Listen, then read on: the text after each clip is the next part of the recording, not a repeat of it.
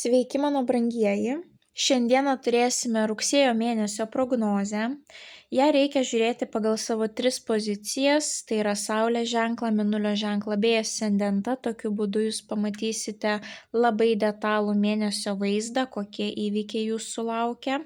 Idealiausiu atveju, jeigu norite labai detalios, naudingos prognozės, tai rekomenduoju pasiimti kažkokią tai labai gražią užrašinę, pasižiūrėti savo prognozę mėnesiui būtent pagal 3 pozicijas ir kiekvienai savaitei užsirašyti raktinius žodžius, būtent kokios kortos krenta, aš visada paminiu, ką jos reiškia, kokie raktiniai žodžiai. Tai vat užsirašyti juos, tuomet nueiti ir pasiklausyti pilnaties ir jaunaties prognozės, taipogi pagal savo 3 pozicijas. Ten bus irgi po vieną raktinį žodį, juos irgi užsirašyti į užrašinę atitinkamose savaitėse ir jūs gausite labai detalų paveikslą ir tuomet jums bus žymiai aiškiau, kur turi keliauti jūsų dėmesys, kur reikia jūsų didžiausio sąmoningumo ir kaip priimti teisingus sprendimus būtent tą laikotarpį. Na ir pagaliau noriu pradžiuginti, kad rugsėjo mėnesį Merkurijus jau nebekeliaus atgal, jisai nebebus retrogradinis, jisai pradeda judėti į priekį, tai reiškia mūsų dėmesys, koncentracija žymiai pagerėja, mes pagaliau galime atlikti savo darbus efektyviai, mūsų planai pagaliau eina kaip per sviestą, nebėra netikėtų trikdžių. Technikos gedimai bus retesni, na ir komunikacija su aplinkiniais žymiai sušvelnės, pagerės ir palengvės. Nebebus bereikalingų konfliktų, nebebus kažkokių tais erzinančių nesusipratimų. Na ir kaip visada mano dėkingumas keliauja jums, be jūsų tokio aktyvumo, įsitraukimo šis kanalas taip ilgai tikrai negyvuotų. Taip kad didelis ačiū Jums. Na, o naujus kanalo stebėtojus kviečiu prisijungti prie šios labai šiltos, motyvuotos ir sąmoningos bendruomenės, paspaudus prenumeruoti mygtuką. Na, o tie, kas norėtų pabendrauti su manimi daugiau, užsisakyti asmeninės konsultacijas, asmeninės ateities prognozes, sužinoti papildomos naudingos informacijos ar pamatyti tam tikrą turinį anksčiau laiko, tai kviečiu apsilankyti elektroninėje parduotuvėje paulinaoti.com. Na, o dabar keliaukime į jūsų tarologinę prognozę. Šauliai. Pagrindinis įvykis šauliams rugsėjo 1 savaitę.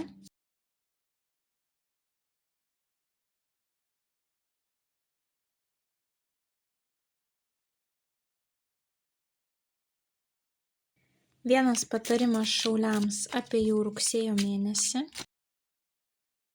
bei viena mėnulio žinutė šauliams apie jau rugsėjį. Šauliai, jūsų laukia labai gražus mėnuo, apskritai vienas tokių pagrindinių temų tai būtų ilgalaikės perspektyvos matymas, laiko, jėgų, energijos investavimas dėl ateityje matomų rezultatų, net jeigu jie ir nesimatys rugsėjo mėnesį, bet tai bus labai svarbu, kad jūs dėtumėte tas visas pastangas, tas pasitikėjimas procesu, taip, kad viskas eina taip, kaip turėtų eiti ir ateityje tikrai jūs sulauksite tų skanių vaisių. Taipogi greičiausiai mokysitės išlaikyti tą ramybę, kad ir kas benutiktų aplink jūs ir bandysite atrasti džiaugsmą paprastuose kasdieniuose dalykuose. Ir norėčiau pradėti nuo jūsų mėnesio patarimo. Jums iškrito didysis arkanas Saulė, pati pozityviausia korta, kuri rodo, kad džiaukitės gyvenimu, kelkite savo vibracijas, darykite tai, kas jūs džiugina, kas jums yra malonu. Ieškokite saulės, kur tik įmanoma, taip, jeigu vis dar saulytė švies, tai pasimėgaukite tą saulę. Situacija jums bus aiški, saulė rodo dienos metą, tai reiškia viskas matosi aiškiai, jūs žinosite savo tikslą, kur link reikia eiti. Tai yra kažkam ir vaikų korta, jeigu šita tema yra aktuali. Ir savo vidinio vaiko korta, kad Palepinkite savo vidinį vaiką, kad jūs jaustumėt tą magiją, kurią jūs jausdavot vaikystėje. Taip, va tos dovanos iš kalėdų senelio, kažkokie tais pirmi potyriai, kaip viskas atrodė magiška, nuostabu ir nepakartojama. Tai priverskite tą patį jausmą save jausti ir rugsėjo mėnesį. Puiki korta lepinti save, investuoti į savo išvaizdą, grožį. Puiki korta, kai reikia nebijoti parodyti savęs, ypatingai jeigu jūsų darbai, verslai susiję su viešumu, tai tikrai galite eiti į viešumą, rodyti save. Nuostabi korta, saulė yra matomas dangaus kūnas, taip. Ir taipogi jūsų mėnulio žinutė. Kūnas geriausias kompasas šiame gyvenime, jis niekada nemeluoja. Tai jeigu kažkas nutiks, kur abejosite savimi, ar nežinosite, kaip pasielgti toje situacijoje, tai labai atkreipkite dėmesį į savo kūno signalus. Galbūt visada, kai jums reikia eiti pas tą klientą ar grįžti prie to darbo, jūsų sveikata suprastėja, taip, tai reiškia, ne jūsų tas darbas, ne jūsų ta veikla, reiktų jums jos atsisakyti. Galbūt vis organizuojate susitikimą su to žmogumi ir visada susirgat, galbūt jūs tiesiog, nepernešat to žmogaus, taip, jums gal iš vis reiktų nutraukti visus ryšius su juo. Tai taip turite paanalizuoti viską, ką jums kūnas sako ir laiku ilsėtis, taip. Jūs šauliai dažniausiai norite taip judėti į priekį, tyrinėti, turėti kažkokių tais naujų potyrių, bet jūs turite atkreipti dėmesį į savo kūną, taip, nes jūsų kūnas, nėra geležinis.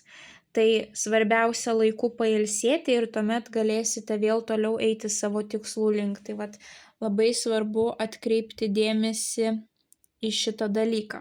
Ir pirmąją savaitę jums iškrenta 2 monetų kortos, kas rodo, kad jūs būsite susifokusavę į materialius dalykus, į finansinius dalykus ir į ilgalaikę perspektyvą. Jums iškrito monetų 7, būtent medelis. Taip mes matome, kad mergina rūpinasi medeliu, kuris kažkada jai atneš skanius vaisius. Tai pirmąją savaitę susifokusuokite ne į trumpalaikį greitą rezultatą, o ką jūs galite padaryti šiandien, kad ateityje jūs prieitumėte prie savo to didžiojo tikslo. Galbūt jūs kažkaip tais planuosite kitaip savo finansus, santaupas, išlaidas. Galbūt jūs nuspręsite, kad reikia kažkur tai investuoti. Galbūt jūs nuspręsite, kad nuostabiausia investicija šiuo atveju būtų kažkokie tai mokslai, studijos, sertifikatai, kas gali padėti jums ateityje pasiekti to savo tikslo. Galbūt jūs tiesiog investuosite savo fizinę energiją, jėgą, kad kažką tais padaryti, taip, galbūt jūs, pavyzdžiui, statot namą, taip, ir tai reikalauja ne tik piniginių investicijų, ne tik jūsų laiko, bet ir jūsų fizinės jėgos, taip. Tai susifokusuokite į ilgalaikį rezultatą ir taipogi monetų trejetas jums gali rodyti bendradarbiavimą su kažkuo, kad šitoje kelionėje jūs nebūsite vieni. Net jeigu jūs dirbate vienumoje, bet galbūt jums emocinę paramą suteikia šeimos nariai, taip, galbūt jums kažkame padeda. Galbūt tai kažkoksai tai grupinis projektas ar studijose ar darbe. Galbūt tai jūs su savo pavaldiniais, taip, dirbate dėl vieno bendro tikslo. Monetų trejetas gali rodyti ir bandymą sukurti finansinį stabilumą, kad, pavyzdžiui, kol kas jo pas jūs nėra, bet jūs dedate dabar visas pastangas, energiją, laiką, investuojate gal net ir savo pinigus, kad susikurtume tą fundamentą. Ir jūs einate gerų kelių, taip, jūs einate kryptingai savo tikslo link. Monetų trejetas gali rodyti ir mokymasi per praktiką, kad jūs mokotės, klystat, bet ir toliau mokotės. Galbūt jūs turėsite žmonių šalia savęs, kurie galės jums suteikti žinių. Tai būtinai jų drąsiai klauskite, jums tos žinios bus naudingos. Galbūt jūs turėsite naujas kolegas ir jūs turėsite juos apmokyti. Tai irgi nebūkite skupų šitų klausimų, būtinai pasidalinkite savo žiniomis, taip. Na ir viduryje, jeigu esate vyrukas, tai greičiausiai tai ir būsite jūs, šitas lazdų karalius, nes jisai gali būti šaulys, liūtas arba avinas, o galbūt šalia savęs turėsite tokį žmogų, tiek vyrai, tiek moteris. Jisai mėgsta vadovauti, o jeigu nevadovauja, tai greičiausiai dirba kūnu, fiziškai, nes šitie žmonės nemėgsta sėdėti vietoje, jie nori kažką daryti savo kūnu, jie nori judėti, jiems sunku yra susikaupti, jie nori visada būti kažkokiame tai veiksme. Tai vat jeigu esate vyrukas, greičiausiai čia visa ta iniciatyva keliauja iš jūsų, jeigu esate moteris, tai galbūt turėsite tokį vyruką šalia savęs, kuris žiūrės į jumis ir norės sukurti va tą vat fundamentą kartu ir kažkokią tai ilgalaikę perspektyvą, ilgalaikius planus su jumis turi. O galbūt tai bus jūsų vadovas, kuris jums sakys būtent ką daryti, kaip daryti, galbūt iš jo kažką pasimokysit, taip. Bet tikslas yra vat finansinė gerovė ir geros perspektyvos ateičiai. Antrąją savaitę jums vėl iškrenta dvi finansinės kortos, monetų devynetas ir monetų ketvirtas. Monetų devynetas rodo geras pajamas, aukštas pajamas, kai jums nereikia pergyventi dėl pinigų, galima save palepinti ir nepergyventi, kad po to duonai neužteks. Tai yra ir estetikos korta, kai norisi investuoti į savo grožį, ar į savo sveikatą, ar į kažkokius tai savo pomėgius. Monetų devynetas gali rodyti ir puikų rezultatą, kad pavyzdžiui, čia jūs dirbote, stengiatės ir antrąją savaitę jau ateina kažkoks rezultatas, taip galbūt to grupinio darbo, kažkokie pirmieji vaisiai apčiuopiami.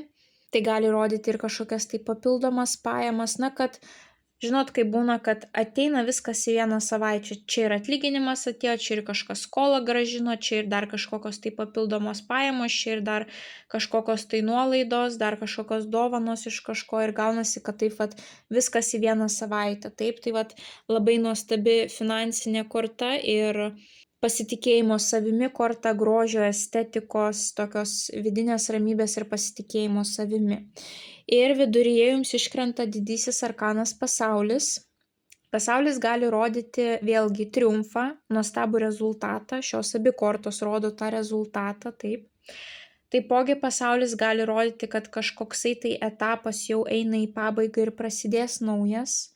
Tai tokiu atveju jums labai svarbu yra pasidžiaugti už tą pasibaigusią etapą ir jį išanalizuoti, ką darėte gerai, darėte negerai, taip. Neskubėti iškart į naują pradžią, o išanalizuoti savo praeitį. Na ir taipogi pasaulio korta susijusi su pasauliu, tai yra pasaulio pažinimas, tai yra žmonės iš užsienio, tai yra socialiniai tinklai, per kuriuos mes jungiamės su likusiu pasauliu, taip.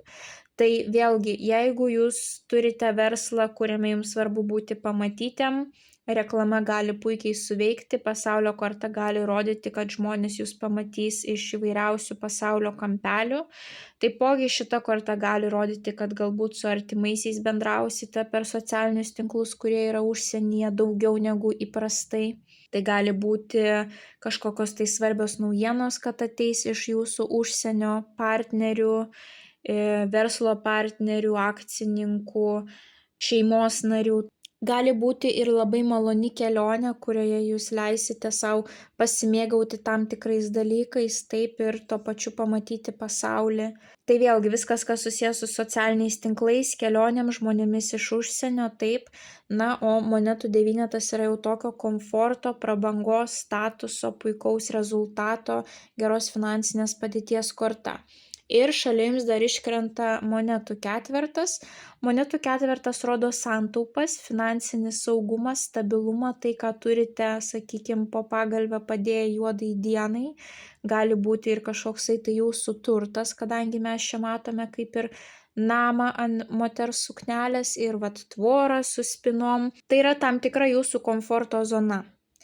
Ir gali būti, kad jūs bijosite antrąją savaitę išeiti iš savo komforto zonos.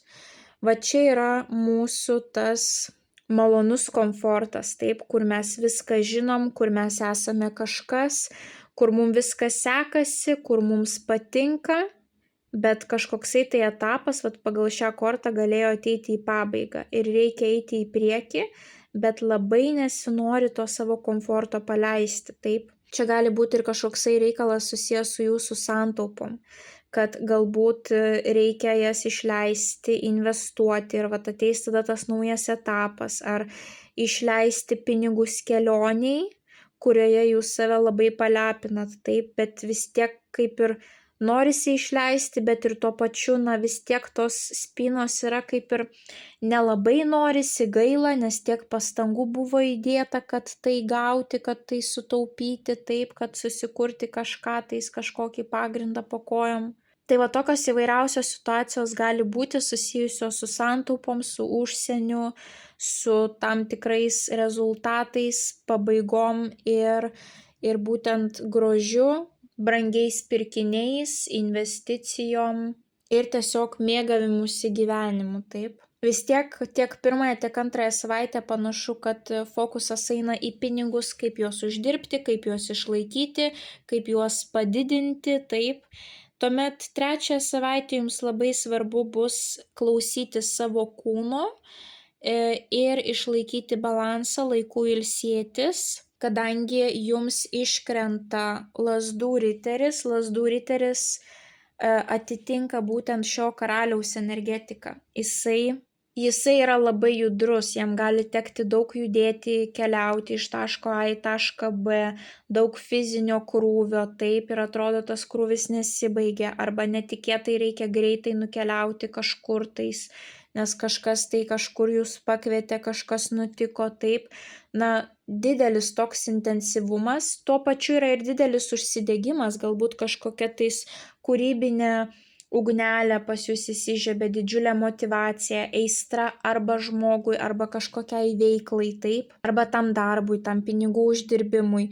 Bet šalia iškrenta didysis arkanas saikingumas, kuris rodo, kad nenudegtumėt, kad viskas eitų gerai, reikia išlaikyti aukso viduriuką.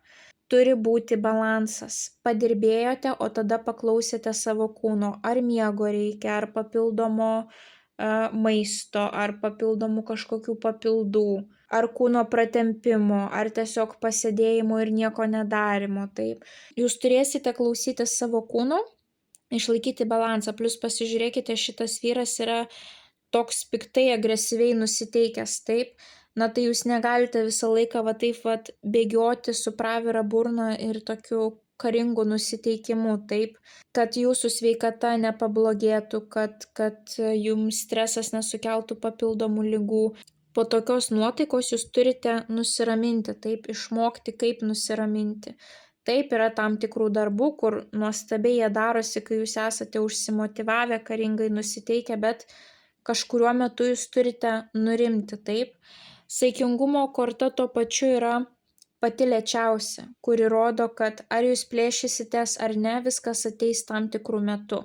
Tai galbūt pas jūs čia tokie ilgalaikiai tikslai ir tas medelis tik auga, taip, ir jūs, kadangi esate ugnies ženklas, jūs spirgate, visada jums norisi rezultato čia ir dabar, pas jūs gali pasijungti tokia energetika, nes kada aš gausiu tą rezultatą, aš noriu jo dabar, taip, bet šita korta sako, viskas ateis, kada tu tikrai būsi pasiruošęs. Tu dabar to nori, bet ar tu tikrai esi tam pasiruošęs? Jeigu aš tau dabar viską duočiau, ar tu tikrai susitvarkytum?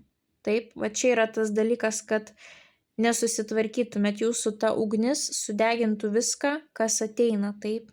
Jum reikia dabar pasitikėti, kad jūs darote iš savo pusės žingsnius, o gyvenimas duos jum rezultatą, kada matys, kad jūs esate pasiruošę ir emociškai, ir fiziškai, visaip kaip tik įmanoma, taip. Tai labai svarbu išlaikyti tą balansą. Ir taipogi jums iškrito didysis arkanas imperatorienė, čia yra moteriška figūra, reprezentuojanti moterį, kuri gali pasirūpinti kitais savo šeimos nariais. Taipogi tai yra motinystės korta. Galbūt kažkam trečioji savaitė bus orientuota į šeimos pagausėjimą ir galbūt ilgą laiką jūs laukia to vaikelio, bet niekaip nepasiseka ir čia tas riteris toksai jau trūksta kantrybė, kad kiek galima, kodėl neturime to rezultato, ir saikingumo korta jums jau sako, kad viskas bus gerai, viskas ateis savo metu. Reiškia, dar kol kas nelaikas, pasitikėkite, kad yra tas magiškasis laikas, kada pas jūs ateis be didelių pastangų, taip. Ir tai nesvarbu, tai gali būti ir pinigai, šita moteris gali reprezentuoti ir pinigus, ir kažkokios tai situacijos vystimasi, gausą, ir motinystę, ir santykius, taip. Jūs turite šiek tiek atsipalaiduoti, taip, nes šitas vyrukas kažkodėl labai jau toks įsitempęs. O jeigu jums tiesiog atsiras daug darbų trečiąją savaitę, kuriuos reikės padaryti, tai jūs turite tuomet rasti sekundę tarp tų darbų, kai jūs įkvepiat, nusiraminat, nes jūs galite prarasti ir koncentraciją. Kai žmogus lekia pametęs galvą, tai gali kilti įvairiausių problemų, taip. Nors tų problemų čia nesimato, bet turiu omenyje, kad šiek tiek turėsite kontroliuoti tą savo liepsną, taip, kad jinai nesudegintų visko aplinkui, bet kad jinai ir pilnai neužgestų. Jums reikės aukso viduriuko tarp šitų reikalų. Ir mes galime pamatyti, kad tiek šita korta yra labai rami, taip. Galbūt jeigu jūs esate santykiuose, jūsų antroji pusė bandys jumis pasirūpinti, nuraminti, kažkaip atvesti jūs į tą ramybės kelią, o galbūt jūs labai kovosite dėl tos moters, ar jūs kovosite dėl jūsų to šeimyninio fundamento rezultato, taip, ta moteris bus jūsų liepsna, įkvėpimas, aistra, motyvacija, bet neperdėkite, taip, ne šiaip savo jums iškrito ta mėnulio žinutė apie kūną. Bet tas balansas, nuostabu yra turėti komfortą, bet jeigu kažkas baigėsi, po truputį reikia ruoštis naujoms pradžioms, taip, neužsibūti po tom savo spinom, bet tai nereiškia, kad reikia bėgti stačia galva, taip. Tuomet čia viskas gerai, jeigu įtemptesnę savaitę daugiau judėti reikia, tai jūs tuos darbus padarykite, bet nereikia po to grįžus namo vis dar būti šitoje būsenoje, taip, reikia kažkaip tais nurimti. Jeigu rezultatas neateina, nieko nespauskite, nebandykite išsimušinėti to rezultato, jūs tiesiog išvaistysite daug energijos ir vis tiek to rezultato nebus, taip, tiesiog pasakykite savo nuoširdžiai atvirai, ar aš darau viską, ką įmanoma šiuo momentu, kad tą gaučiau. Jeigu aš darau, reiškia viskas. Kas priklauso nuo jūsų, jūs viską darote, visą likusią kitą dalį palikite, taip sakant, tam magiškajam laikui, taip, kada bus tas laikas, tada jūs viską ir gausite. Ir apskritai gal šiek tiek jūsų tokia nuotaika dėl to, kad jūs pervargiai ir per jautriai reaguoja, taip, pabandykite pasilsėti, nes šiuo atveju geriau būtų, kad jūs būtumėt šitoje energijoje, kaip sakau, to vienuolio Indijos kalnuose kažkur tais, taip, Indijos vienuolyne, vienuolis, kuris niekada nebūna išmuštas iš vėžių, taip, kad ir kas be nutiktų aplink jį, žmogus yra visada absoliučiai ramus ir harmonijai, taip. Tai bandykite siekti tokios energijos trečiąją savaitę. Na ir paskutinioji savaitė vėlgi yra dviprasmybės. Visų pirma, tai turime monetų septynetą, tą patį, kurį turėjome štai čia, vėlgi vyksta tas pats darbas ir toliau taip nuosekliai kiekvieną dieną savo tikslų link. Ar jūs kažką studijuojat, ar investuojat pinigus į savo verslo plėtrą, taip, ar kažką tais vystote, ar jūs bandote praktiškai kažką išmokti, ar jūs kažką statote, įvairiausios čia galimybės, bet jūs rūpinatės tuo savo medeliu, kuris ateityje turi didelės perspektyvas, taip. Ir taipogi jums iškrenta taurių 10, nuostabi harmonijos korta, nuostabi šeimyninių santykių korta. Jeigu tai yra du žmonės, tai jie viens kitam labai padeda ir atiduoda visą save. Santykiuose yra balansas.